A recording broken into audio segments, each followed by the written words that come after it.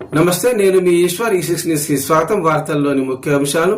పహల్గాం ఉగ్రదాడి తర్వాత పాకిస్తాన్ పై భారత్ కఠిన నిర్ణయాలు తీసుకుంటుంది, తెలిసిన విషయమే.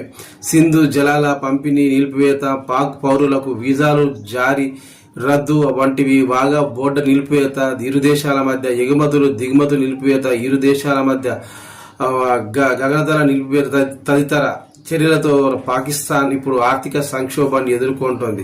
సింధు నది జలాల పంపిణీ నిలిపివేతను సమీక్షించుకోవాలని ఇప్పటికే భారత్కు పాకిస్తాన్ 4 సార్లు లేఖలు రాసింది. పాకిస్తాన్ రాసిన లేఖను భారత్ పట్టించుకోలేదు. పాక్ ఆక్రమిత కాశ్మీర్ను అప్పగిస్తే తప్ప నీటిని విడుదల చేయలేమని తేల్చి చెప్పేసింది.